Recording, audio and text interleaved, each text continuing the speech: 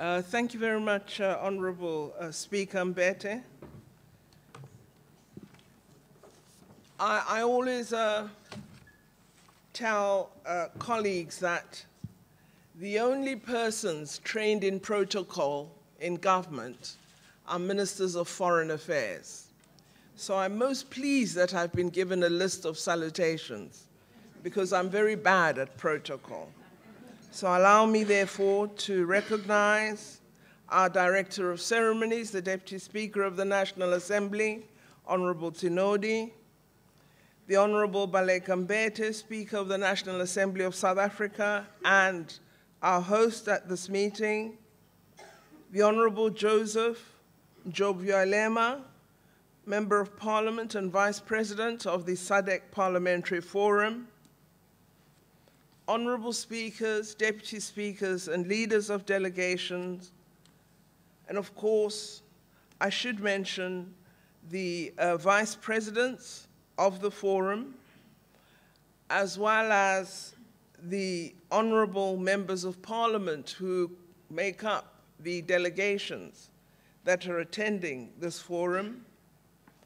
I should also recognize the host Secretary of Parliament, who is responsible for ensuring that the work of gathering us here is done appropriately. Then His Worship, the Mayor of eThekwini, Councillor Ngumalo, and councillors of the city, Honorable Thulisile Dladla, Vice Chairperson of the SADC Parliamentary Forum Regional Women's Parliamentary Caucus, all staff of parliaments of SADC, ladies and gentlemen. It's an honor and a privilege for me to have the opportunity both to welcome you and to address you this morning. This event, as has been said, provides an opportunity for the SADC parliamentary representatives to deliberate upon and interact on the important issues of integration and industrialization for development in our region. The revised Regional Indicative Strategic Development Plan 2015-2020, as well as the SADC Industrialization Strategy and Roadmap 2016-2063, adopted at the extraordinary meeting of the SADC Summit of Heads of State and Government in Harare, Zimbabwe, in April, emphasizes industrialization as the key priority for our region. The SADC Industrialization Strategy focuses on value-added industrialization in the context of the current economic and policy conditions prevailing in SADC countries.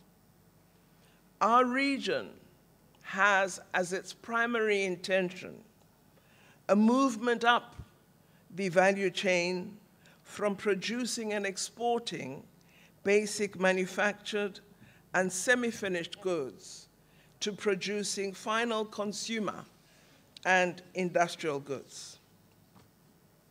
A successful implementation of the SADC Industrialization Strategy and Roadmap of the 2016-2063 period is expected to yield the following: increased regional growth rates of real GDP to a minimum of 7% a year, a doubled share of manufacturing value added in gross domestic product to 30% by 2030 and to 40% by 2050, including an increased share of industry-related services. Third, an increased share of medium and high technology production in total manufacturing value added, a phrase you will have to become very familiar with, honorable members, from less than 15% at present to 30% by 2030 and 50% by 2050. Fourthly, increased manufactured exports to at least 50% of total exports by 2030. Fifthly, increased global market share of exports of intermediate products to reach the East Asian market levels of around 60% of total manufactured exports. And seventh, increased share of industrial employment to 40% of total employment by 2030. These are our lofty ambitions. All of you honorable delegates are aware that one of the problems with resource-based economies has been the difficulty of expanding into manufacturing industry. Of course, having natural resources to sell abroad is highly beneficial to a country. But, and this is our problem, it is all too easy to rely on one sector to the detriment of others. It's all too easy for a resource benefit to lock out manufacturing and to become a resource curse. It is now well known how to avoid falling into the trap of the resource curse. But often, Honorable Host Speaker and speakers, governments are not able to do what economists and others tell them to do. It is not always possible to lower the exchange rate or to set up a stabilization fund. And yet, there are some things that we can and should do. One is beneficiation, and the other is localization. The two processes overlap. The two processes are complicated, but that complexity has to be addressed by us. South Africa has recently introduced policies on both these complex challenges. The aim of both policies is to promote development at home as well as within the SADC region. Many economists tell us that manufacturing is the normal route to development. None of the OECD countries became high-income countries without developing a substantial manufacturing base that in turn provided for full or nearly full employment. The 2009 United Nations Industrial Development Report explains this dilemma in the following way. This potential for explosive growth is distinctive to manufacturing. As manufacturing activity expands, instead of running up against shortages of land or resources that inevitably constrain the growth of agriculture or the extractive industries, industrialization benefits from economies of scale. Unit costs of production then fall, close quotes. In the 1980s, firms in the developed world began to relocate manufacturing to the developing world to take advantage of cheaper wage and production costs. It was in this period that China became the low-wage workshop of the world. China experienced explosive industrial growth, while in many middle-income countries, manufacturing stagnated, and Africa has remained marginalized until now. It is now our turn in SADC.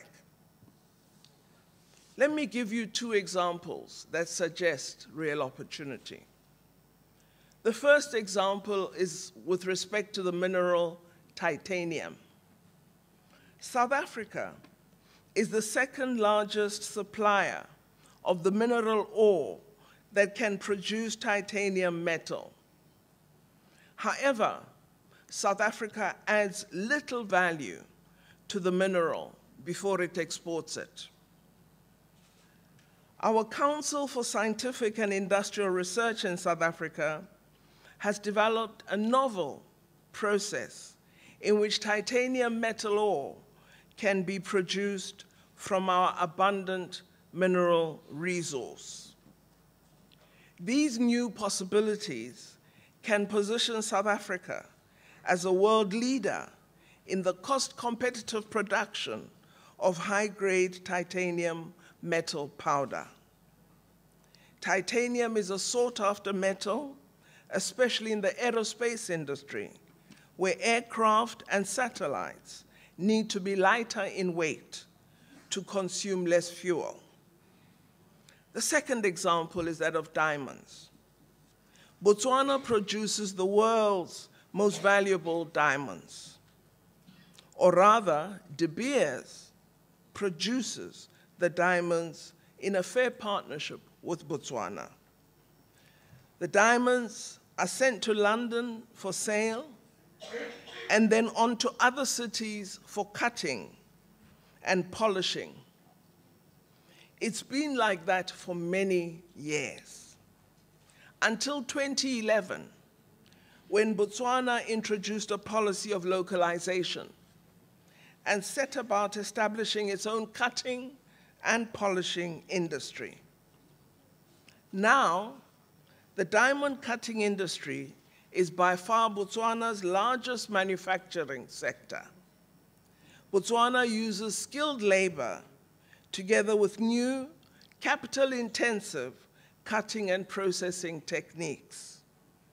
It has moved up the value chain through the use of science, innovation, and technology. The SADC industrialization strategy requires all our member states to begin playing a new economic role. We in South Africa are committed to the industrialization of the region. In this regard, we have adopted policies to further contribute to the region's efforts. In particular, the National Development Plan, or Vision 2030, and the Industrial Policy Action Plan are two policies we have adopted.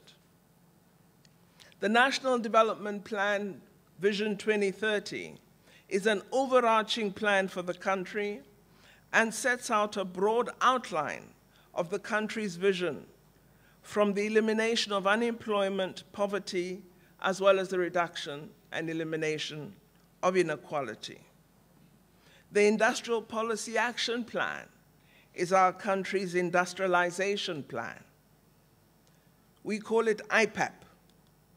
While it is a national strategy, the importance of the region in South Africa's industrialization and vice versa cannot be underestimated and is firmly confirmed in the Industrial Policy Action Plan. We are absolutely committed to the growth of manufacturing in our region. The industrialization strategy of SADC requires a number of things from all of us. It requires the free movement of SADC labor. There is the unratified SADC protocol on the movement of people, one of 30 legal instruments we've all signed in the last 20 years and not yet brought into action. We have the SADC protocol on the facilitation of the movement of persons of 2005, which seeks to fulfill the full objectives of the SADC Treaty. These require SADC to develop policies on the progressive elimination of obstacles to the free movement of capital, of labor, of goods and services, and of all the people of the region, particularly among member states. The intention of the Protocol on the Movement of Goods and Persons is to facilitate visa-free entry to all our countries, the opportunities for residence, as well as establishment by individuals or families in our territories of businesses and other work opportunities. The exact meanings of the various terms of residence permit, visa, and establishment of families and business are clarified very well within the protocol and should be subjects of study for each of our parliaments. We in South Africa are supportive of the call for a regional parliament. We call for a regional consensus in this regard. I'm very hopeful that in this sitting and further meetings of the forum and the activities outlined by our host, Speaker Mbete, that we will begin to bring into fruition this important ambition of a regional parliament. As I reflected on the matter of the subject of this meeting, that of industrialization, I was reminded of a story that is often told about Mwalimu Nyerere. In 1998,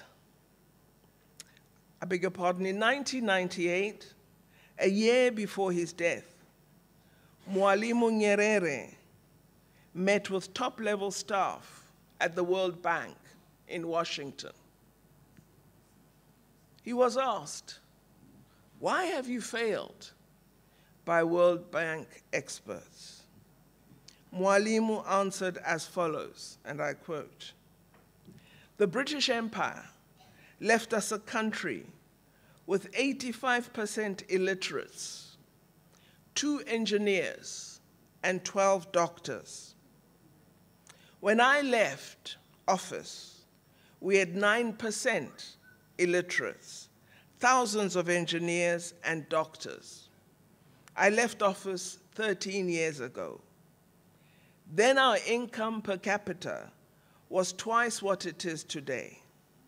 Now we have 1/3 less children in our schools, and public health and social services are in ruins. During these 13 years, Tanzania has done everything that the World Bank and the International Monetary Fund have demanded," close quotes.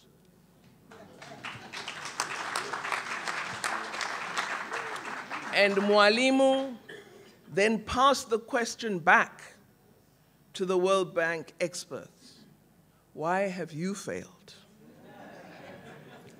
Nyerere challenged the structural adjustment programs that the World Bank and the International Monetary Fund, the 2 international bodies supposedly designed to prevent developing countries from sinking into debt, imposed on them. He saw correctly the damage that these bodies inflicted on poor countries by limiting their investment in education and health and manufacturing and beneficiation in the name of controlling inflation. He challenged the IMF policies designed to help the rich world's private banks at the expense of the developing world's struggling economies by removing barriers to flows of trade and capital. We now, of course, all have a much greater understanding of why the bank and the IMF failed. Look at what the Greeks told the World Bank and the IMF yesterday.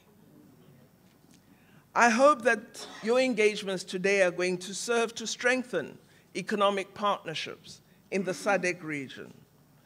This can only be achieved through a more strategic, concerted approach to opportunities such as those presented by the SADC industrialization strategies. The objectives that have been agreed upon as SADC priorities have important implications for you as SADC parliamentarians. Firstly, as a precursor to the finalization of the forum into a SADC legislative body, parliamentarians in our region need to establish stronger links between committees of our parliaments to begin shaping a policy agenda that will support integrated, coherent implementation of our agenda of integration and industrialization. Second, members of parliament must focus their oversight more keenly and strongly on the executive's action that is directed at advancing the SADC integration and development agenda. We as honorable members should be asking members of the executive what strategies they are putting in place to ensure by 2016 we are beginning to have action. Because we cannot have timeframes and have no plan. Third, the ambitions set out in these policies require well-informed, evidence-based policy making. This means, honorable speakers, our members must be provided with research support and must work closely with research institutions such as universities in our countries. Fourth, industrialization requires investment in technology and innovation. Parliaments in the region should ensure that research and innovation are adequately funded and supported. Fifthly, successful industrialization draws on small and medium-sized business success, which then grows into industrial-sized enterprise. Specific attention, therefore, must be paid by parliaments to the small and medium-sized business sector. We don't give this sector much attention, but success in the developed world has come from support to these businesses and has led to the large manufacturing and industrial successes we see in many of these countries. Sixth, and finally, our plans will not succeed if we do not have democratic parliaments that allow robust debate while building respect for diversity. Such parliaments will also address inequality, poverty, and joblessness in our communities. If our parliaments adopt what I think is this minimum platform of action, I believe we are sure to succeed with integration and industrialization. I thank you very much for listening.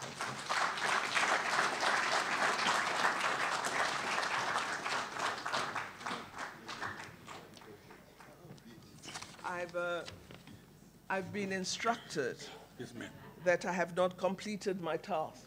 Please I hereby declare this forum officially open.